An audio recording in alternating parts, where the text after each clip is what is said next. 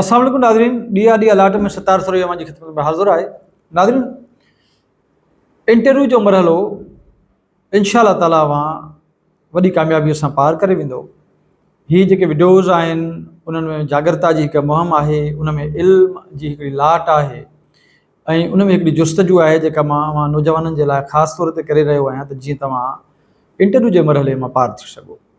उमेदु आहे ऐं मूंखे पक आहे त हिन इल्म जी लाट मां ज़रूरु मुस्तफ़ीद थींदो।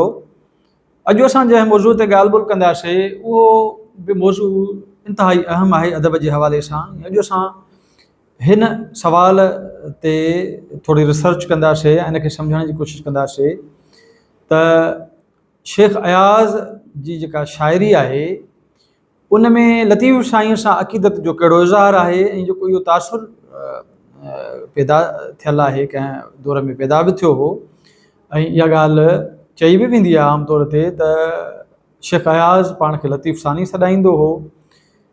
इन में केतिरी सदाकत आहे, हीअ अहम सवाल आहे।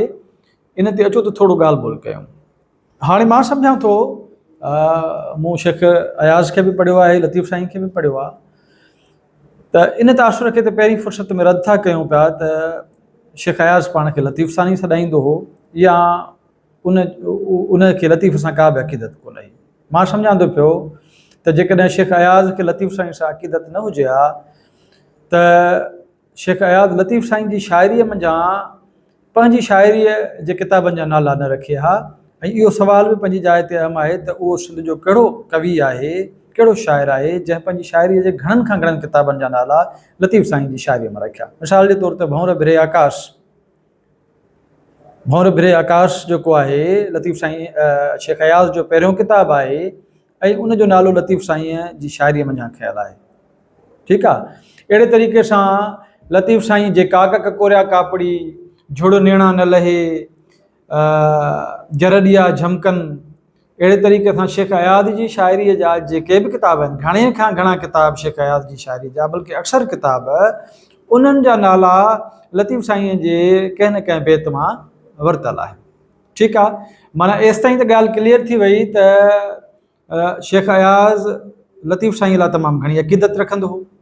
इहो ई सबबु आहे जो लतीफ़ साईं जी शाइरीअ मंझां हुन कुझु अहम शेर खयां आहिनि, चूंडिया आहिनि, उन्हनि मां उन्हनि किताबनि जा नाला खयां आहिनि। ऐं लतीफ़ साईं जी अक़ीदत जे इज़हार जो इन खां वधीक भला ॿियो कहिड़ो मिसाल थी सघे थो पियो। ॿी ॻाल्हि इहा आहे त जॾहिं असां शेख अयाज़ जी शाइरी बि पढ़ूं था त असांखे उन शाइरीअ मां बि अक़ीदत जो इज़हार थींदे नज़र अचे थो। बाक़ाइदे लतीफ़ साईं खे शेख अयाज़ ट्रिब्यूट पेश कयो आहे पंहिंजी शाइरी में। जीअं मिसाल तौर ते किथे चयो अथई त तुंहिंजी खे मुंहिंजूं अखियूं, खे चवंदा आहिनि पेरनि जी मरु खे, मिटीअ खे। ठीकु आहे न। त लतीफ़ साईं चए थो त तुंहिंजी जेका खे आहे, तुंहिंजे पेरनि जी जेका मिटी आहे मुंहिंजी अखियुनि ते, यानी हीअ अक़ीदत जो इज़हार आहे। शेख अयाज़ ईअं थो चए न त तुंहिंजी खे मुंहिंजूं अखियूं, लतीफ़ साईं खे चए थो तुंहिंजा पेर, उनजी मर ऐं मुंहिंजूं अखियूं। अहिड़े तरीक़े सां लतीफ़ साईं चए थो त भरिसां तुंहिंजे भिट धणी झले बीठुसि झोल, दिन ई ॿचड़े बोल सखी मुंहिंजे साह खे।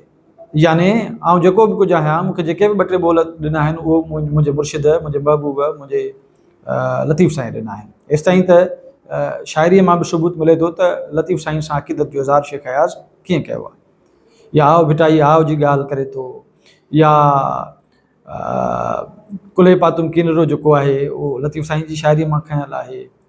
जरडिया झमकनि लतीफ़ साईं जी शाइरीअ मां खयल आहे। अहिड़े तरीक़े सां लतीफ़ साईं जी शाइरीअ जे हवाले सां शेख अयाज़ जी शाइरीअ में लतीफ़ साईं जे हवाले सां ॿिया बि खोड़ सारा आहिनि हवाला। मिसाल जे तौर ते चए थो त मूं वटि आहिनि बेत, तो वटि आहिनि आयतूं। हाणे इहो बि लतीफ़ साईं खे ट्रिब्यूट पेश थो करे पियो। अहिड़े तरीक़े सां लतीफ़ साईं खे ट्रिब्यूट पेश करण सां गॾोगॾु ख़ुदि शेख अयाज़ साहिब जी शाइरी में असांखे सचल साईं खे ट्रिब्यूट बि मिले थो पियो। सामीअ जे लाइ बि शेख अयाज़ ट्रिब्यूटिंग वर्ड्स चया आहिनि, शाइरी कई आहे। जंहिं आओ दरवाज़ा हल जे नाले सां ताज जोईअ जेको आहे उहो किताबु मुरतब कयो आहे, जंहिंमें सचल खे जेको शेख अयाज़ ट्रिब्यूट ॾिनो आहे शाइरी में उहो अलॻि आहे। सामीअ वेस सलूकड़ा जे नाले सां सामीअ खे जेको ट्रिब्यूट ॾिनो अथई उहो अलॻि आहे। अहिड़े तरीक़े सां जर में थो जरगा जे नाले सां बि किताबु आहे जंहिंमें लतीफ़ साईं खे ट्रिब्यूट पेश कयो आहे शेख अयाज़। शेख अयाज़ पंहिंजे दौर जो हिकु अहिड़ो कवि हुयो जंहिंजी अज़मत ऐं जंहिंजे फ़िक्र ते जेतिरो नाज़ करे सघंदासीं। जीअं असां जीअं शाह लतीफ़ खे माइनस नथा करे सघूं, या जेकॾहिं असां शाह लतीफ़ खे कढी छॾियूं सिंध जी तारीख़ मां, सिंध जी शाइरीअ मां, त असां वटि कुझु बि न बचंदो। अहिड़े तरीक़े सां मुंहिंजो ख़्यालु त इहो ई आहे त जेकॾहिं असां अयाज़ जो ज़िक्र न कंदासीं त सिंध जी तारीख़, सिंध जो अदब अधूरो रहिजी वेंदो। अयाज़ बेशक सिंध जो जदीद शाइरनि में अलंबरदार आहे, शहनशाह शाइर आहे, पर अयाज़ जी शाइरी में क्लासिकियत, क्लासिकी ऐं जदीद अदब जो हिकिड़ो संगम मिले थो पियो। ऐं अयाज़ जी शाइरी ते ईंदड़ वक़्त में बि तहक़ीक़ूं थींदियूं, ऐं असां पंहिंजनि वीडियोज़ में अयाज़ जी शाइरी ते बि पिया ॻाल्हाईंदा रहंदासीं। जॾहिं अयाज़ जी ॻाल्हि थींदी त अयाज़ जी ॻाल्हि जॾहिं थींदी त इहो सुवालु पंहिंजी जाइ ते मौजूदु रहंदो। इहो बि सुवालु केरु तव्हां खां पुछी सघे थो त अयाज़ जी शाइरीअ में आख़िर उहा कहिड़ी ॻाल्हि आहे जंहिं ॻाल्हि उनखे संदसि दौर जे ॿियनि शाइरनि खां मथे करे बीहारियो आहे।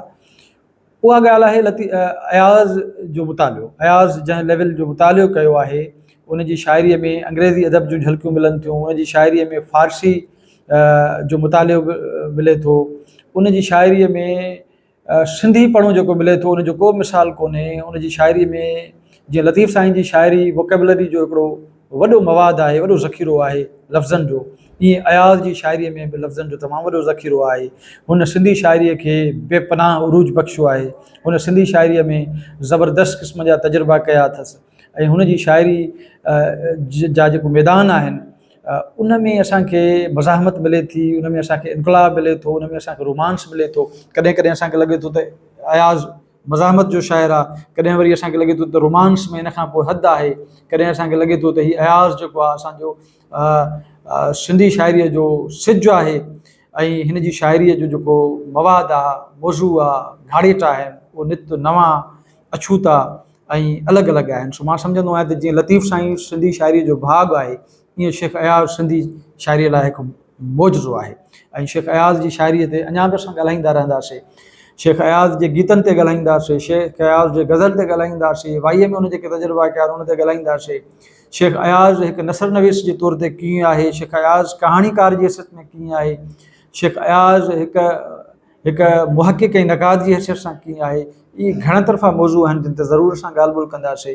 अयाज़ ऐं उस्ताद बुखारीअ जो जेको तक़ाबली जाइज़ो आहे उहो बि अॻिते हली पेश कंदासीं।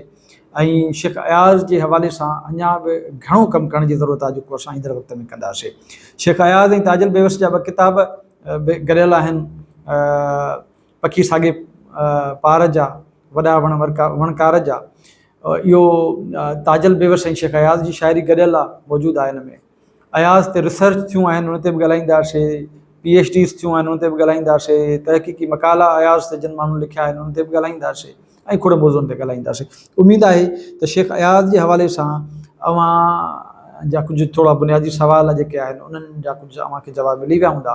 कोशिशि कंदासीं त अॻिते हली असां अयाज़ जे फ़नी फ़िक्री हवालनि सां बि ॻाल्हि ॿोल कयूं, ऐं हिकु हिकु नुक़्ते खे अलॻि वाज़े कंदा हलूं। ऐं इंशा अल्लाह ताला तव्हांखे असां अहिड़े क़िस्म जूं वीडियोज़ बि ॾींदासीं जिन वीडियोज़ में तव्हांजे ज़हन में उथंदड़ ॿियनि खोड़ सारनि सवालनि जा बि जवाब मिलंदा। मोकिलाणी न आहे, जॾहिं पेर ते ॾांहुं।